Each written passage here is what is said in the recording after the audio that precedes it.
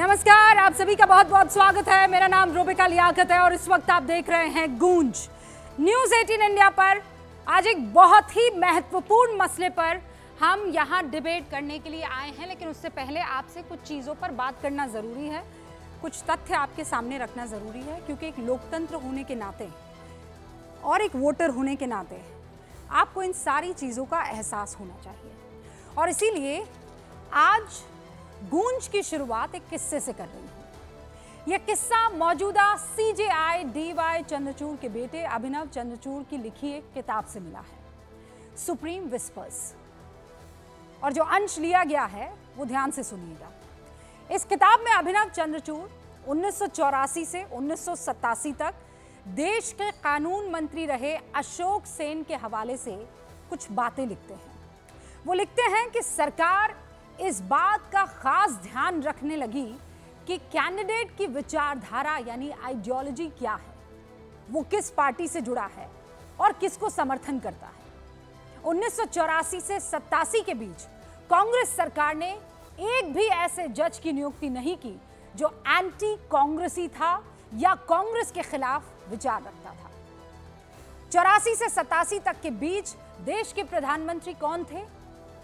राजीव गांधी। एक और किताब लिखी और उसकी जानकारी आपके साथ शेयर कर रही हूं। जेम्स मैनर की एक किताब है, नेहरू टू द 90s। उसका पन्ना कुछ ऐसा दिखता है उस किताब का। इसमें इंदिरा गांधी सरकार के वक्त चीफ जस्टिस रहे YV चंद्रचूड़, जो मौजूदा CJI DY चंद्रचूड़ के पापा हैं, पिता हैं, उनके हवाले से इंदिरा के एक बयान को कोट किया गया है, and I am quoting it, जिसमें इंदिरा गांधी जजों की नियुक्ति को लेकर YV चंद्रचूड़ से क्या कहती हैं, सुनिए। मेरी पार्टी के लोग आकर कहते हैं, ये हम ट्रांसलिटरेट कर रहे हैं यानी हिंदी में कह रहे हैं, मेरे पार्टी के लोग आकर कहते हैं कि चीफ जस्टिस इस व्यक्ति की नियुक्ति चाहते हैं। मैं जानती हूं आप सियासी व्यक्ति नहीं हैं, लेकिन मैं राजनेता हूं, मुझे अपने लोगों को साथ लेकर चलना पड़ता है, मैं अपने लोगों को निराश नहीं कर सकती। मेरी दिक्कत राजनीतिक दिक्कतें हैं। अब आप बताइए, क्या तब भारत का लोकतंत्र खतरे में नहीं पड़ा था? और ये सवाल मैं उन तमाम महानुभावों से आज पूछना चाहती हूं जो तकलीफ में है, जिन्हें पेट में बल पड़ रहा है, दर्द के मारे करहा रहे हैं और उस करहाना को शब्दों में पिरोकर कभी एक्स पर पोस्ट कर रहे हैं, कभी बाकी तमाम मीडिया हाउसेस को बयान और बाइट दे रहे हैं। ये तस्वीर आप देख रहे हैं, कल प्रधानमंत्री मोदी ने एक्स पर इसे पोस्ट की।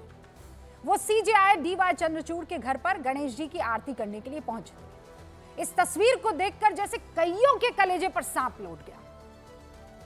कोई इसे लोकतंत्र पर खतरा बता रहा है, कोई इसे संविधान खत्म होने का संकेत बता रहा है, कोई लोकतंत्र की आखिरी उम्मीद खत्म जैसी बातें कह रहा है। याकूब मेनन के लिए याद है ना, रात को कोर्ट का दरवाजा किसने खटखटाया था? इंदिरा जयसिंह।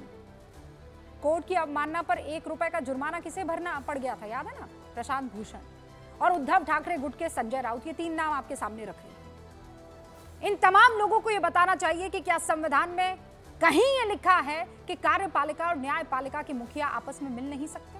और अगर यह तस्वीर लोकतंत्र के आखिरी उम्मीद को खत्म करती है, देन डियर पीपल, लोकतंत्र का दम तो फिर 18 सितंबर 2009 को ली गई इस तस्वीर के साथ ही निकल जाना चाहिए था। इस तस्वीर में क्या है? इस तस्वीर में उस वक्त के प्रधानमंत्री मनमोहन सिंह है और उस वक्त के चीफ जस्टिस KG बालाकृष्णन एक साथ दिखाई दे रहे हैं। और ये तस्वीर कहां खींची गई है पूछिए? प्रधानमंत्री के आवास पर खींची गई, इफ्तार पार्टी में। क्या तब ऐसे बड़े लेख कहीं लिखे गए थे? कोई पोस्ट ऐसे दिखे थे? हालांकि उस वक्त सोशल मीडिया का बोलबाला नहीं था, लेकिन आपको इस तरीके के बयानात मिले थे कि लोकतंत्र खत्म हो गया। क्या उस वक्त सुप्रीम कोर्ट की निष्पक्षता पर संदेह जताया गया था? फिर आज क्यों? और बताइए, ये सवाल मैं क्यों ना पूछूं कि असल में संविधान तो बहाना है, मोदी निशाना है। एक और उदाहरण देती हूं, सुप्रीम विस्पर्स से ही ये उदाहरण जो अभिनव चंद्रचूड़ ने लिखी है।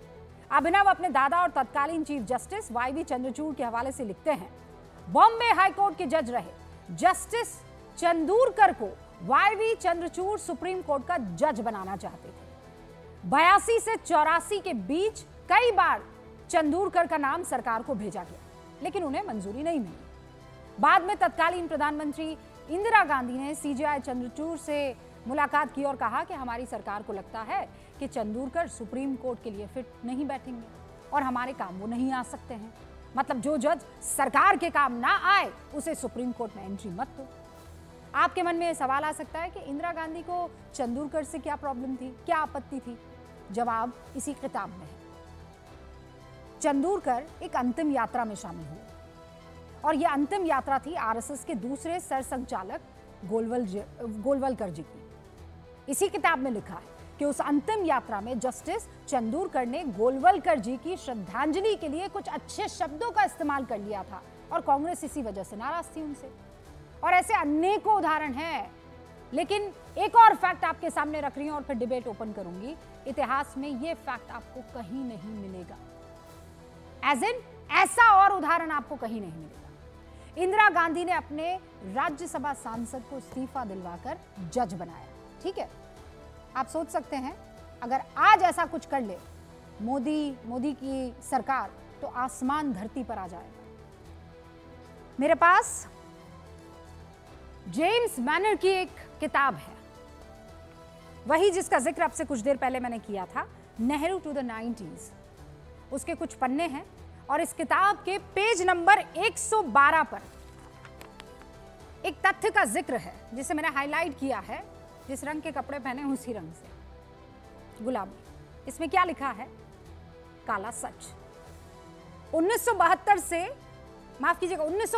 1972 तक राज्यसभा के सांसद रहे बहरुल इस्लाम को गुवाहाटी हाई कोर्ट का जज बना दिया गया। राज्यसभा से उनको इस्तीफा दिया और जब 2 मार्च 1980 को गुवाहाटी हाई कोर्ट से वो रिटायर हुए तो अनैतिक तरीके से 4 दिसंबर 1980 को उन्हें दोबारा सुप्रीम कोर्ट का जज बना दिया गया। सुप्रीम कोर्ट जज बनते ही बहरुल इस्लाम ने बिहार के तत्कालीन कांग्रेसी मुख्यमंत्री जगन्नाथ मिश्रा के खिलाफ भ्रष्टाचार मामले में उनके पक्ष में फैसला दिया और देखिए इसके बाद उन्होंने सुप्रीम कोर्ट के जज के पद से इस्तीफा दे दिया और फिर से राज्यसभा सांसद बन गए। ऐसा कभी हुआ? देखा आपने ऐसा कोई केस करें? उसके बाद कांग्रेस के टिकट पर वो चुनाव भी लड़े। सोचिए, पीएम मोदी महज बप्पा की आरती करने पर, जो कि सीजेआई चंद्रचूड़ के घर पर बिराजे हुए थे, ऐसा माहौल बना दिया गया जैसे उन्होंने कोई सबसे बड़ा अनैतिक काम कर दिया हो। शुरू करते हैं गूंज। इन सवालों का जवाब देने के लिए खास मेहमान हमारे साथ जुड़ चुके हैं कि ऐसा क्या कर दिया। इतिहास तो कुछ और कहता है।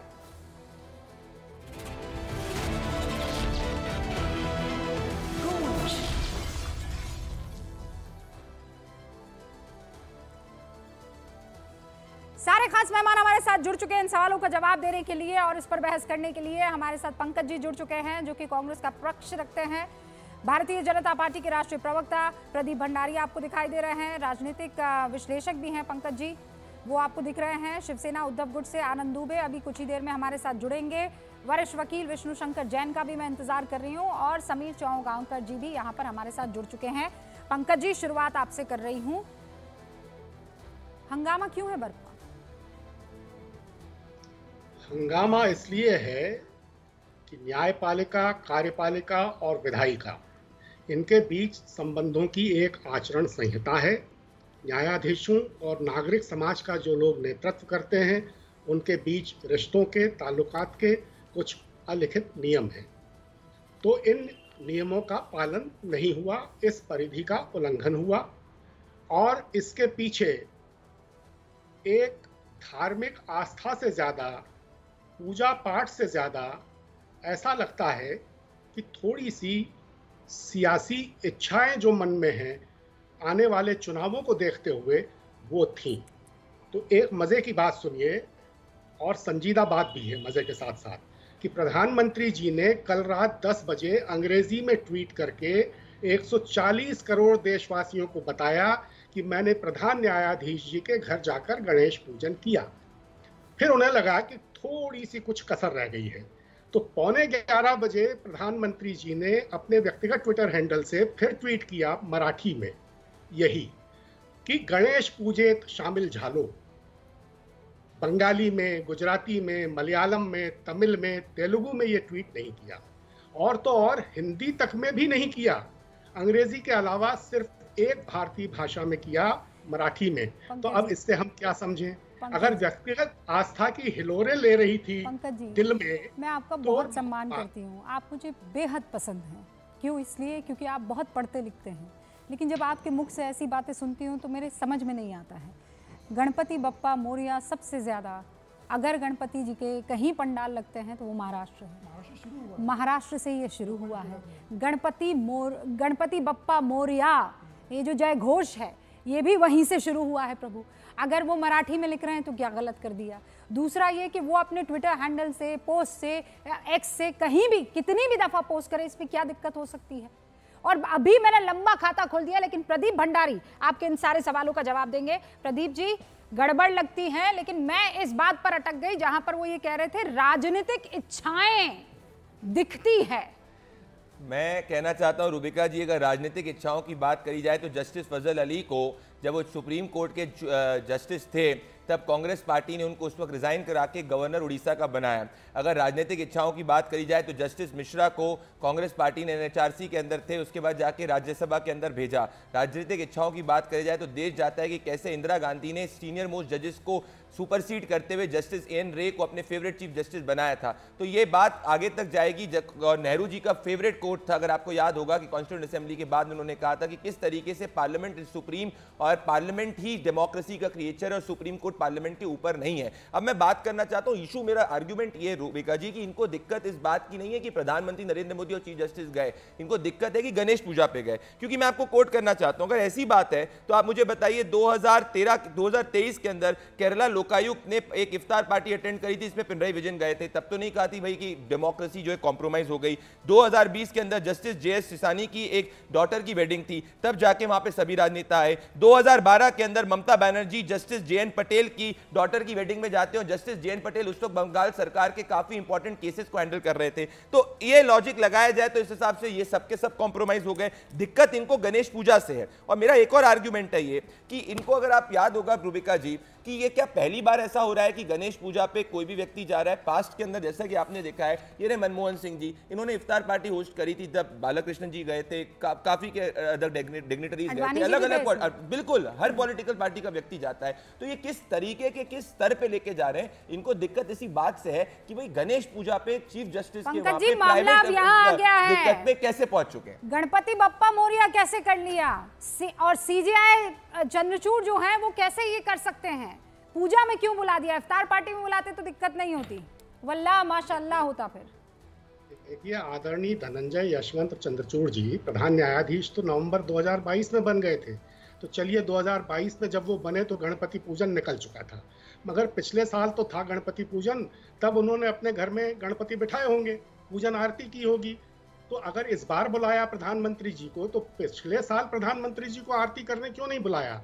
अब आप एक अद्भुत संयोग सुनिए, नवंबर में चुनाव होने वाले हैं महाराष्ट्र के, और नवंबर में ही आदरणीय चंद्रचूड़ जी रिटायर भी होने वाले हैं।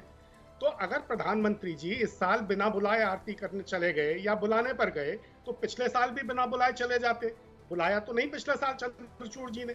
क्या इसलिए कि पिछले साल गणपति पूजन के 2 महीने बाद महाराष्ट्र विधानसभा के चुनाव नहीं होने थे? लेकिन पंकज जी, आप बड़ा मुद्दा है। मतलब हर चीज में आप लोग ये हिडन एजेंडा कैसे खोज निकालते हैं? मुझे यकीन है कि आप भी ये मानती होंगी कि धर्म और मजहब, पूजा इबादत हमारी निजी आस्था का, व्यक्तिगत एतिकाद का विषय है। तो अगर ऐसा है तो किसी प्रधान न्यायाधीश को अपने घर में हो रही व्यक्तिगत पूजा उपासना में किसी प्रधानमंत्री को क्यों आमंत्रित करना चाहिए? अरे सर, तो ये क्या है? What is this?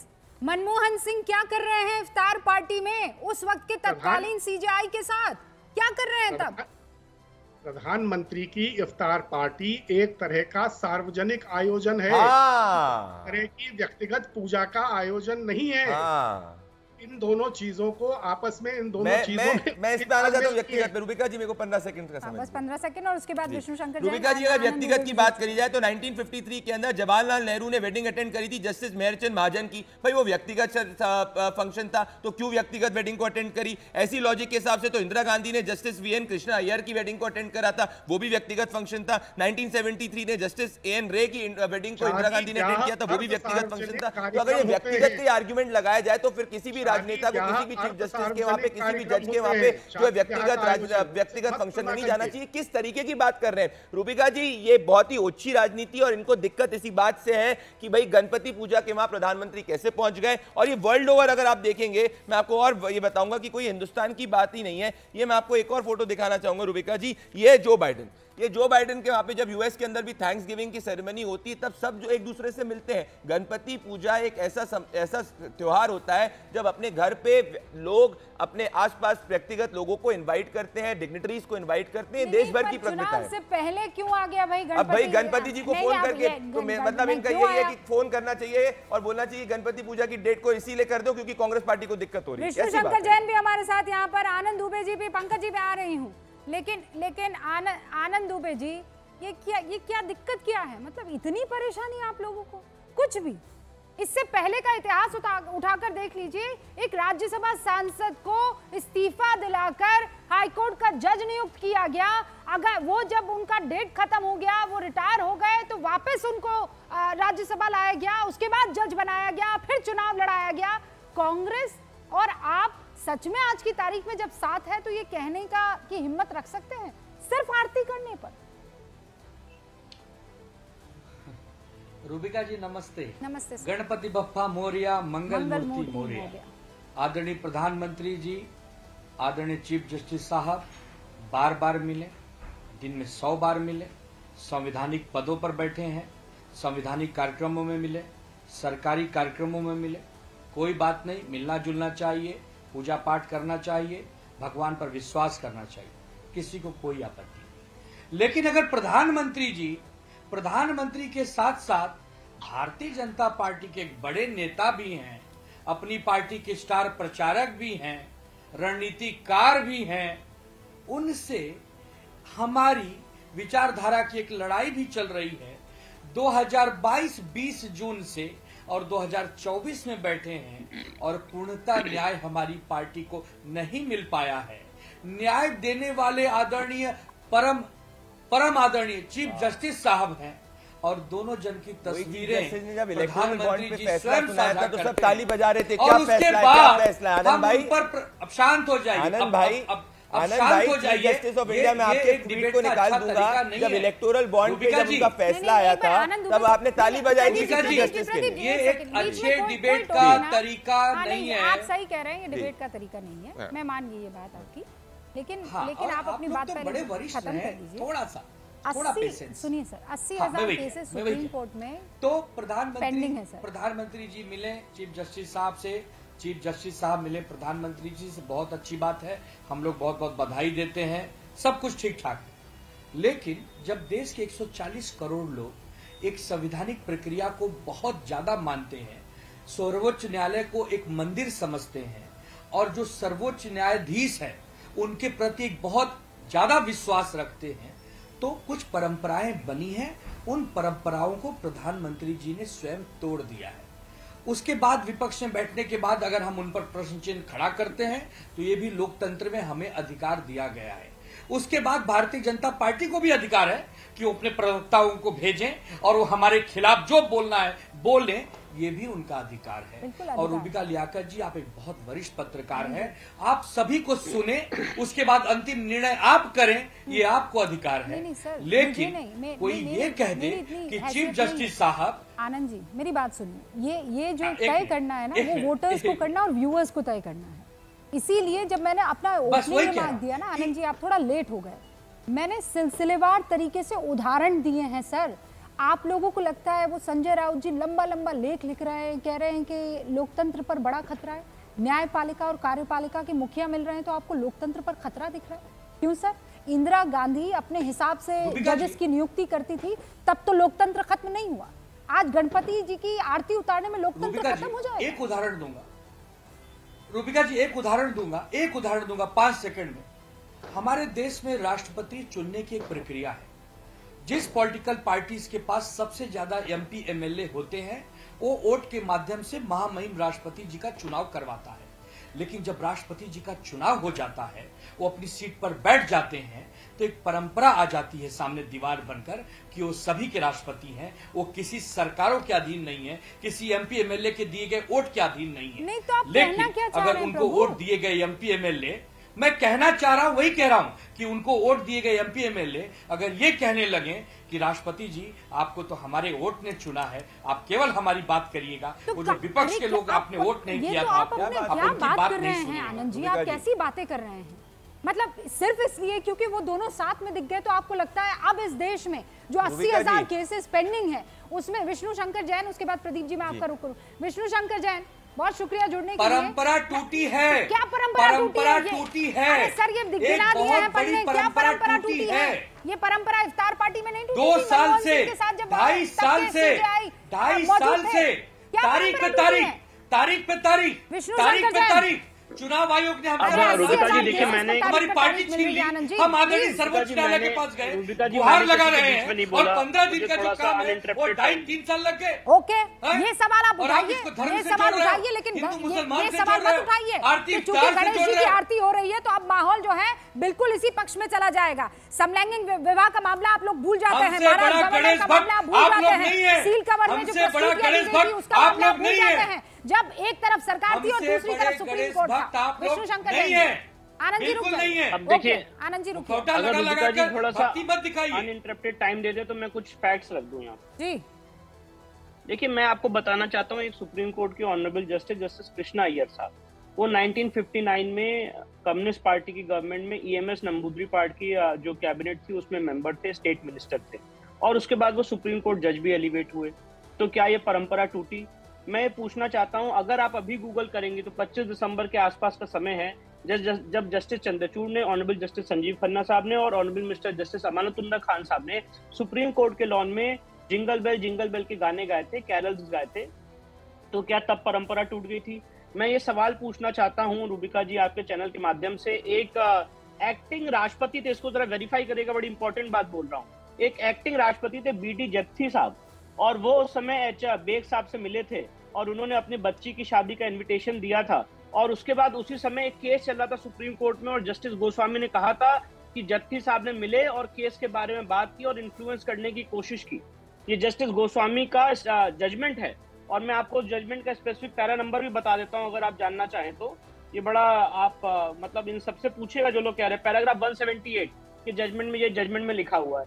तो आप तब परंपरा नहीं टूटी थी। अब देखिए रुबिका जी, यहाँ पे बात क्या है, जो ऑनरेबल हमारे chief justice of India justice Chandrachud साहब, ये हमेशा जाने जाते हैं जुडिशरी को मॉडर्नाइज करने के लिए। आपने कभी वो दिन नहीं देखा होगा जब इंडियन जुडिशरी या सुप्रीम कोर्ट की प्रोसीडिंग्स को लाइव टेलीकास्ट किया गया होगा, पर सुप्रीम कोर्ट ने प्रपोजिशन ले डाउन किया कि sunlight is the best disinfectant, और इसलिए आज सुप्रीम कोर्ट की प्रोसीडिंग्स लाइव टेलीकास्ट की जा रही हैं। हर एक चीज का वीडियो बनाए जा रहे हैं, रील्स बनाए जा रहे हैं, मीम्स बनाए जा रहे हैं, उन सबको देखा जा रहा है। साथ ही साथ रुबिका जी, आप इस चीज को जरा अप्रिशिएट करिए कि हमारे चीफ जस्टिस ऑफ इंडिया ने यहाँ एक कॉन्क्लेव को अटेंड किया था, मैं उसका नाम नहीं लेना चाहता हूँ, एक पर्टिकुलर कॉन्क्लेव को अटेंड किया था। तो आज जो लोग जजेस के रेजोल्यूशन की बात कर रहे हैं, ये दुनिया और ये जुडिशरी उस रेजोल्यूशन से कहीं आगे बढ़ चुकी है। और यहाँ पे हमारे देश के संवैधानिक पदों पे बैठे हुए दो मुखिया अगर आपस में मिल रहे हैं तो इसको आप किसी भी ढंग से, मैं पूछना चाहता हूँ जितने लोग आरोप लगा रहे हैं, कोई भी एक लीगल प्रोविजन बताएं जिसके तहत ये इलीगल है, जिसके तहत इसका वायलेशन हुआ है। विष्णु शंकर जैन, यहाँ पर आप दोनों से सवाल पूछ रहे, पंकज जी, आनंद जी, मैं दोनों को 30-30 सेकंड दे देती हूँ, तीनों स्क्रीन कोई पर। लीगल प्रोविजन, कोई वायलेशन आनंद बताएं जी, कि किस लॉ का वायलेशन हुआ है। एक प्रोविजन बता दीजिए इस संविधान में। मैं रुबिका जी 10 बार बोल रहा हूं कि मिलने जुलने पर आपत्ति नहीं, मिलो 100 बार मिलो, 1000 बार मिलो, मिलने पर आपत्ति नहीं है। प्रधानमंत्री जी, आप प्रधानमंत्री के साथ साथ बीजेपी के एक नेता भी हैं। आप क्या क्या करवाते हैं अपने कार्यकर्ताओं से आपको नहीं पता है? कहां पार्टियां तोड़ी जाती है आपको नहीं पता है? कितने केसेस पेंडिंग पड़े हैं आपको नहीं पता है? ऑपरेशन लोटस कैसे चलाया जाता है आपको नहीं पता है? 140 करोड़ देशवासी रुबिका जी गलत फैक्ट बता रहे, प्राइम विश्वास रखते हैं, उनके सामने क्या संदेश जाएगा? क्या संदेश जाएगा उनके सामने? आप चीफ जस्टिस से सवाल पूछे ना, चीफ जस्टिस से आप स्वयं ट्वीट कर रहे हैं, आप स्वयं ट्वीट कर रहे हैं, आप अपने पोर्टल पे ट्वीट कर रहे हैं। उन्होंने अपने घर में इनवाइट किया भाई। अरे भैया, घर में बुलाओ, बाहर बुलाओ, कहीं भी बुलाओ, उसमें कोई आपत्ति है ही नहीं। हमारी आपत्ति सिर्फ इस बात को लेकर है कि 15 दिन का काम 500 दिन में क्यों किया जा रहा है? न्याय हमें कब मिलेगा? हम न्याय के लिए नहीं चिल्लाएं। आनंद जी, हम न्याय मंदिर पर विश्वास रखना छोड़ दें। यहाँ पर विषय 20 मई 20 जून 2022 से हम गुहार लगा रहे हैं। अरे हाँ, हम गुहार लगा रहे वो हैं। ये प्लेटफॉर्म थोड़ी है आनंद जी, मैं आपके दुख को समझ रही हूँ। हमारे भी घर आओ ना। अरे वो अलग मामला है, ये अलग मामला, आप इसको जोड़ काहे रहे हैं? और अगर आप जोड़ ही रहे हैं तो फिर इधर उधर घुमाइए मत ना जलेबी, सीधे तौर पर कह लीजिए ना। और जो विष्णु शंकर कह रहे हैं कि आप पीएम पर तो आरोप लगा रहे हैं, आप डर रहे हैं क्या सीजेआई जस्टिस चंद्रचूड़ के बारे में कुछ कहने में? बोलिए। Because the prime minister was invited. Rubika ji, महत्वपूर्ण पद है, बहुत महत्वपूर्ण पद है, हम उनका बहुत सम्मान करते हैं। हम तो भारतीय जनता पार्टी के एक बड़े नेता, प्रधानमंत्री के साथ साथ एक नेता भी हैं, उस पर प्रश्न चिन्ह है। सिंपल सा विषय, सिंपल सा विषय। आनंद जी, बहुत सुनिए, आनंद जी सुनिए, आनंद जी आप महाराष्ट्र से, ठीक है, आप गणपति जी आपके यहाँ पर विराजते हैं, आप रूबिका लियाकत को बुलाते हैं, ठीक है। अब कल को मैं आपके यहाँ आ भी जाऊँ, आरती कर भी लूँ, और उसके बाद प्रदीप जी और चौगावकर जी और पंकज जी और विष्णु जी कहें कि रूबिका की गलती है कि वो गई क्यों? Exactly. आनंद जी ने बुलाया, कोई बात नहीं, रूबिका कैसे चली गई, क्यों गई रूबिका? अरे भाई आनंद जी से पूछिए ना, आनंद जी ने क्यों बुलाया रूबिका को? अरे नहीं, यहाँ बात ही नहीं हो रही है। यहाँ प्रधानमंत्री जी के जाने पर, आरती पर कोई प्रश्न चिन्ह है ही नहीं। फिर तो डिबेट खत्म है। टाइमिंग पर 3 साल से ऐसा करते हम तारीख पे तारीख मांग रहे हैं।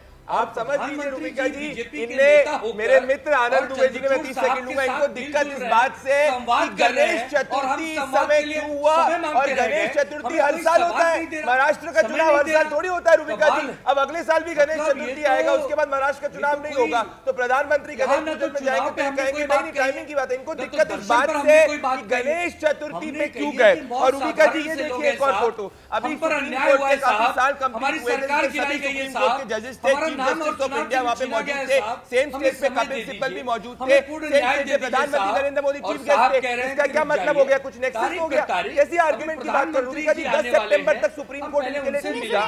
तब देखेंगे, एक सेकंड, हमें थोड़ा दुख तो होगा ना। आनंद जी आवाज आ रही है ना? आनंद जी आप टाइमिंग पर सवाल उठा रहे हैं, मैं टाइमिंग को लेकर ही बात कर रही हूँ, ठीक है। समीर चौगावकर जी भी यहाँ पर मौजूद है, प्रदीप जी मैं मौका दूंगी, लेकिन समीर जी का वक्त है अभी। समीर जी एक बात बताइए मुझे, ये कह रहे हैं टाइमिंग का, तो फिर क्या करें? अब माशाल्लाह अभी 15 तारीख को ईद मिलादुन नबी है, तो क्या करें? गणेश आरती उस दिन करवा दें या 25 दिसंबर को करा दें? Timing, what does that mean Prabhu? देखिए, देश का न्यायपालिका के सर्वोच्च व्यक्ति अगर कार्यपालिका के सर्वोच्च व्यक्ति को अपने घर पर बुला लेते हैं, गणेश की पूजा के लिए बुला लेते हैं, तो पहाड़ टूट गया एक समूह के ऊपर, एक वर्ग के ऊपर।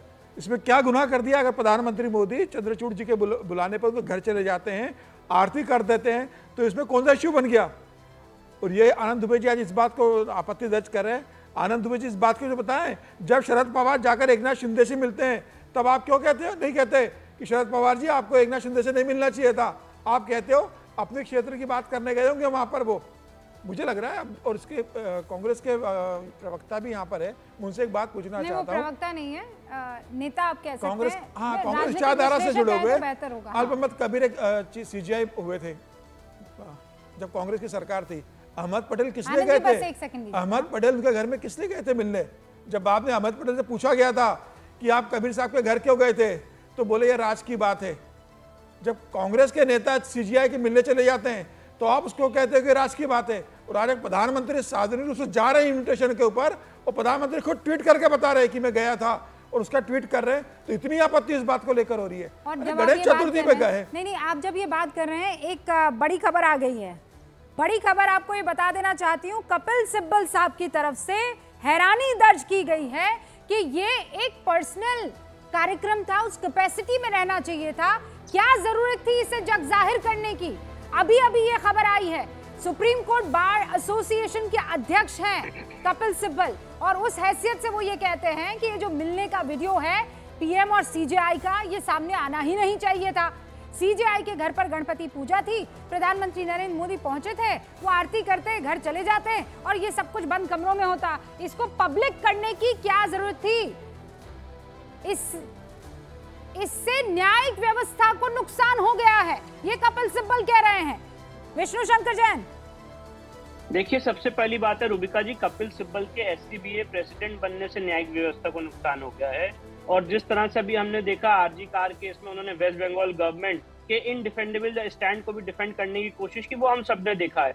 अब मैं एक बात सवाल पूछना चाहता हूँ रूबिका जी, जरा इसको लॉजिकली इसको आप देखिए।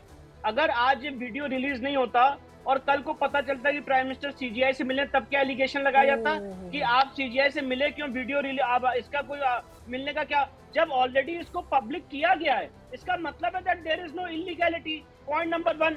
और रूबिका जी, इस बात को जरा एनालाइज करिए, इस बात को जरा पूछिए, वो कौन से लोग हैं जो आज इस बात पे सवाल उठा रहे हैं, जिनके फादर जो हैं वो लॉ मिनिस्टर थे इस देश के, और उसके बाद उन्होंने काफी ऐसी चीजें की, काफी ऐसी कंटेम्पचुअस बातें की, सुप्रीम कोर्ट के पटल पे कंटेम्प्ट के एक्शन भी लिए गए। तो ये वही सारे लोग हैं वो ये सारी बातें कर रहे हैं रूबिका जी। ये वही सारे लोग हैं जिन्होंने सुप्रीम कोर्ट में कहा था कि हम चाहते हैं कि राम मंदिर का फैसला 2019 के चुनाव के बाद आप उसको सुनिए, और अगर राम मंदिर और बहुत सारी बातें कही गई थी, जो राम मंदिर का नक्शा फाड़ने का काम किया था। ये वही पूरी एक यहाँ पे लॉबी है जो ये सारी बातें कह रही है। पंकज जी, रूबिका जी पॉइंट, ये इकोसिस्टम है, विष्णु शंकर कह रहे हैं ये इकोसिस्टम है, ये वही लोग हैं जिनके पेट में आज बल पड़ रहा है। मान लीजिए कि ये तस्वीर जो खुद पीएम ने कल एक्स पर पोस्ट की ना करते, जैसा कपिल सिब्बल कह रहे हैं, फिर उसके बाद क्या होता सर? कैसे नहीं करते?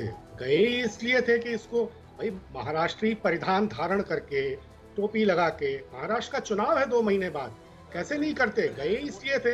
मुझे एक बात बताइए, नरेंद्र भाई मोदी के पहले 13 लोग भारत के प्रधानमंत्री बने हैं, और ये जो प्रधान न्यायाधीश जी हैं, इनके पहले स्वतंत्र भारत में 49 लोग प्रधान न्यायाधीश रह चुके हैं। क्या उन प्रधान न्यायाधीशों में से किसी ने कभी भी किसी प्रधानमंत्री को अपने यहाँ निजी पूजा पाठ में आमंत्रित किया था? आज के जो प्रधान न्यायाधीश जी हैं, इनके पिताजी 45-46 साल पहले प्रधान न्यायाधीश बने थे, 7 साल रहे अपने पद पर। सुनिए, जब वो बने तो मोरारजी देसाई प्रधानमंत्री थे, उनके वक्त चरण सिंह प्रधानमंत्री थे, उनके वक्त इंदिरा गांधी प्रधानमंत्री थी, और जब वो रिटायर हो रहे थे तो राजीव गांधी प्रधानमंत्री थे। तो क्या तब इनके पिताजी के मन में इन 4 प्रधानमंत्रियों में से किसी को भी अपने घर निजी पूजा पाठ के लिए आमंत्रित करने की ललक उठी? नहीं उठी।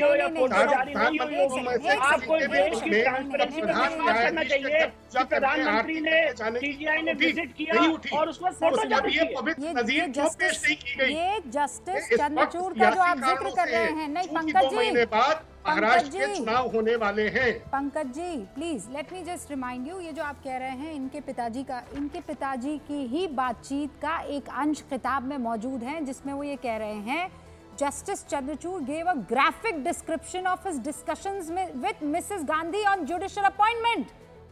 उन्होंने क्या कहा? My party men come and tell me that the Chief Justice wants that man to be appointed. I know you have no politics in you, but I am a political leader. I have to carry my people with me. I cannot displease my own people. My difficulties are political difficulties. ये इंदिरा गांधी कह रही हैं justice D Y Chandrachud के पिताजी को। क्या कहेंगे अब आप? नहीं, इंदिरा गांधी चंद्रचूड़ जी के पिताजी को अगर जुडिशियल अपॉइंटमेंट्स के बारे में कुछ कह रही हैं, तो क्या आज की सरकार जुडिशियल अपॉइंटमेंट्स को लेकर के चीफ जस्टिस से और सुप्रीम कोर्ट से बातचीत नहीं करती है? क्या कॉलेजियम से बातचीत नहीं होती है? क्या जो ऑटोनॉमी है कि सुप्रीम कोर्ट का कॉलेजियम, जजों का कॉलेजियम जजों की नियुक्ति करेगा, क्या डिरेल कर रहे हैं? आज पालन हो रहा है? वो ये नहीं कह रही हैं कि किसे रखिए, वो ये कह रही हैं कि मेरी परेशानी राजनीतिक परेशानी है, राजनीतिक विचारधारा वाले व्यक्ति आएंगे जो मुझसे अलाइन करते हैं। वो ये नहीं कह रही है कि एबीसी कोई आ जाए। मैं आपको कह रही हूँ, किताब में लिखा है बकायदा, प्रदीप भंडारी रूबिका जी, ये देश जानता है कैसे इंदिरा गांधी ने सीनियर मोस्ट जजेस को सुपरसीड करके अपने फेवरेट जजेस को बनाया है। जस्टिस एएन रे का उदाहरण सबके सामने है। मैं कहना चाहता हूं रूबिका जी, प्रधानमंत्री नरेंद्र मोदी राहुल गांधी जैसे नहीं है कि एक गुपचुप ये जो है चाइनीज एम्बेसडर से डोकलाम के वक्त मिलेंगे, उसके बाद जाके पता चलेगा देश को कि भाई मिले हैं। तो ऐसा कुछ नहीं, इसमें गलत किया। मुझे बताइए रूबिका जी, क्या चीफ जस्टिस ऑफ इंडिया से मिलने से महाराष्ट्र चुनाव में कोई वोट बढ़ जाएंगे? क्या आर्गुमेंट ये दे रहे हैं कि भाई महाराष्ट्र चुनाव है, महाराष्ट्र चुनाव है, कि महाराष्ट्र चुनाव में चीफ जस्टिस ऑफ इंडिया से मिलने के लिए महाराष्ट्र की जनता वोट किसी को करेगी नहीं करेगी? इतना गलत इनका आर्गुमेंट और इतना बेबुनियाद आर्गुमेंट है। ये रहे मनमोहन सिंह जो प्राइवेट फंक्शन में इनवाइट किया करते थे। तीसरी बात मैं कहूंगा रूबिका जी, अभी Kapil Sibal chief justice of India supreme court जिसमें कपिल सिब्बल मौजूद थे, चीफ जस्टिस ऑफ इंडिया मौजूद थे, तो इसका क्या आर्गुमेंट हो गया कि chief justice of India Kapil Sibal को फेवर करेंगे? कैसी बातें करना चाह रहे हैं? कपिल सिब्बल एक राजनेता भी है, लॉयर भी है, वकालत भी करते हैं, नेतागिरी भी करते हैं। तो इसका यह मतलब है जब भी चीफ जस्टिस ऑफ इंडिया के सामने कपिल सिब्बल प्ली करेंगे तो चीफ जस्टिस ऑफ इंडिया उनके साथ में उनके फेवर में जजमेंट देंगे, just because chief justice of India और कपिल सिब्बल साथ में मिल गए। कैसी बात है? और अगर निजी फंक्शन की बात करी जाए, 1953 में नेहरू जी जस्टिस मेहरचंद के निजी फंक्शन में गए थे। इंदिरा गांधी 1975 में निजी फंक्शन में गई थी। 1973 में इंदिरा गांधी वापस से निजी फंक्शन में गई थी। 2012 में ममता बनर्जी निजी फंक्शन में गई थी। 2013 में केरला के अंदर पिनराई विजयन निजी फंक्शन में गए थे। 2021 के अंदर केसीआर खुद निजी फंक्शन में गए थे। 2020 के अंदर हर राजनेता जस्टिस जेएस सिस्तानी के निजी फंक्शन में गया था। तो ये क्या बात कर रहे हैं? और मुझे बताइए रूबिका जी, क्या गणेश चतुर्थी जो होती है वो हर साल होती है? अब क्या गणेश चतुर्थी भी इसी हिसाब से डिसाइड की जाएगी कब महाराष्ट्र का चुनाव होगा तो गणेश चतुर्थी की डेट चेंज कर दें? अब मेरे एक मन में एक सवाल है विष्णु जी, मैं आपको मौका दूंगी, लेकिन आनंद जी, और बहुत गंभीरता से और बहुत सहजता से ये सवाल मैं पूछ रही हूँ, और पूछ इसलिए भी सकती हूँ क्योंकि मेरे जहन में ये बात ऐसे आ रही है कि बार बार कहा जा रहा है, ये इस तस्वीर की वजह से आ रही है। मतलब इस तस्वीर से तो कोई हंगामा नहीं मचा था, इफ्तार पार्टी थी। हाँ, मनमोहन सिंह प्रधानमंत्री उस वक्त के थे, सितंबर का महीना था, साल था 2009, और वहाँ इफ्तार पार्टी रखी गई। तब तो ऐसा कोई हंगामा नहीं हुआ, तब तो नहीं लगा कि न्यायपालिका कार्यपालिका दोनों मिलकर कुछ ऐसा काम कर देंगे जो बड़ा अनैतिक होगा। और दोनों मुलाकात कर रहे हैं माशाल्लाह अच्छे से। ये क्या इसलिए है क्योंकि आरती हुई है, इफ्तार पार्टी नहीं है? आनंद जी। रूबिका जी कभी कभी बहुत हैरान और परेशान हो जाता हूं कि कितनी चतुराई से भारतीय जनता पार्टी के प्रवक्ता और नेता लोग हिंदू मुसलमान किए बिना कोई न तो डिबेट पूरी कर पाते हैं और न तो कोई संवाद पूरी कर पाते हैं। अब इसको इफ्तार और गणपति से जोड़ना ये उनकी विवेक बुद्धि पर प्रश्न चिन्ह लगाने जैसा है। हम क्या बार बार मांग कर रहे हैं, हम क्या कहना चाह रहे हैं कि आदरणीय चंद्रचूड़ साहब महाराष्ट्र से आते हैं, हम भी महाराष्ट्र से आते हैं। प्रधानमंत्री जी वहां गए, पूजा अर्चना किए, उस वीडियो को ट्वीट कर दिए, लेकिन प्रधानमंत्री जी साथ साथ बीजेपी के नेता हैं, उनको इस गरिमा का ध्यान रखना चाहिए था कि चंद्रचूड़ साहब भारत के सबसे सर्वोच्च पद पर बैठे हैं, करोड़ों लोगों का विश्वास है कि उनकी गरिमा को ठेस लगाने वाला काम आनंद भाई 10 सितंबर तक आपका केस था कोर्ट के अंदर। 10 और 11 में क्या चेंज हुआ? गणपति पूजा चल रहा है ना, महाराष्ट्र से जुड़ा है। नहीं, महाराष्ट्र का केस तो आपका ऐसा थोड़ी 10 तारीख को फाइल हुआ था सुप्रीम कोर्ट में। आनंद भाई 10 तारीख को तो केस नहीं फाइल हुआ था सुप्रीम कोर्ट के अंदर। क्यों ऐसा कोई काम कर दिया? आनंद भाई 10 तारीख को तो केस फाइल नहीं हुआ ना सुप्रीम कोर्ट में, तो 10 और 11 में फर्क क्या हुआ? सिर्फ गणपति पूजा ही तो फर्क हुई ना रूबिका जी। इनका केस 10 तारीख को फाइल तो हुआ ही नहीं था। एक सवाल पूछा, प्रदीप भंडारी एक सवाल बीजेपी के बड़े-बड़े प्रवक्ता जवाब दे दीजिए, 30 सेकंड में जवाब दीजिएगा। आनंद दुबे कह रहे हैं ऐसा क्यों काम कोई करना कि चीफ जस्टिस पर और प्रधानमंत्री पर सवाल उठने लगे, और वो भी टाइमिंग को लेकर।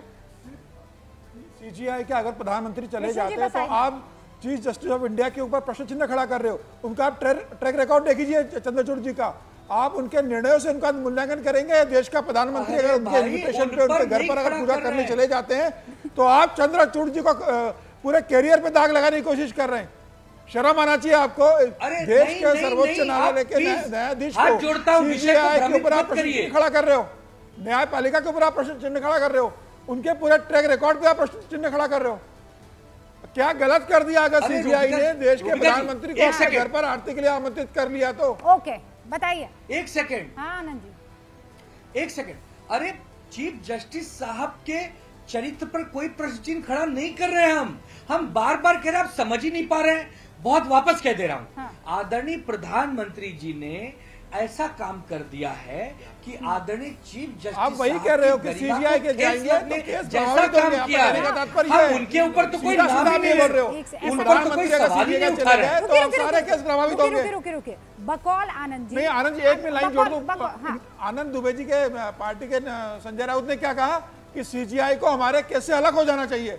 मतलब आप भरोसा नहीं कर रहे हो सीजीआई के ऊपर, आप ये मान रहे हो कि अगर पीएम चले गए तो हमारे खिलाफ। रुबिका जी मैं एक सवाल पूछना चाहता हूं, एक लाइन में सवाल पूछ लेती हूँ। अब ये क्या मतलब समझा जाए कि ये आरती उतारते वक्त प्रधानमंत्री नरेंद्र मोदी आरती नहीं कर रहे होंगे, जस्टिस डीवाई चंद्रचूड़ जी से कुछ चीजों पर बात कर रहे होंगे, ये वाला केस संभाल लीजिएगा, ये वाला केस निपटा दीजिएगा, इस वाले केस में ये कर देना है, इस वाले केस में ऐसा कर देना है। मतलब ये बहुत असम्मानजनक चीज है अगर इस तरीके की बात हो रही है तो। It's shameful Vishnu Shankar Jain. देखिए रुबिका जी मैं आपको बहुत इंपॉर्टेंट बात यहाँ पे बोल रहा हूँ, दो बातों को जरा अप्रिशिएट करिएगा। मैं जरा यहाँ पे जो शिवसेना के प्रवक्ता बैठे हुए हैं उनसे पूछना चाहता हूँ कि क्या ये चैनल पे ये बयान दे सकते हैं कि जब उद्धव ठाकरे चीफ मिनिस्टर थे वो किसी भी चीफ जस्टिस से या हाईकोर्ट जज से नहीं मिले थे?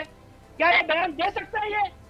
और बयान दे दे उसके बाद मैं बताता हूँ क्या उद्धव ठाकरे जब वो चीफ मिनिस्टर थे, जब उद्धव ठाकरे चीफ मिनिस्टर थे तब वो क्या बॉम्बे हाई कोर्ट के या जितने महाराष्ट्र हाई कोर्ट के किसी भी जज से कभी क्या वो अपने करियर के दौरान मिले थे कि नहीं? घर पे या बाहर? बताइए जरा, पहले ये बताइए, उसके बाद मैं आपको बताता। आनंद जी, उद्धव ठाकरे साहब मिले कि नहीं मिले एज अ मुख्यमंत्री हो सकता है कि सैकड़ों बार जजों से मिले हों, लेकिन आदरणीय उद्धव ठाकरे साहब किसी की पार्टी नहीं तोड़े, किसी का चुनाव चिन्ह लेके नहीं भागे, किसी का नाम लेके नहीं भागे, किसी की सरकार नहीं गिराए, किसी को असंवैधानिक रूप से मुख्यमंत्री नहीं बनवाए।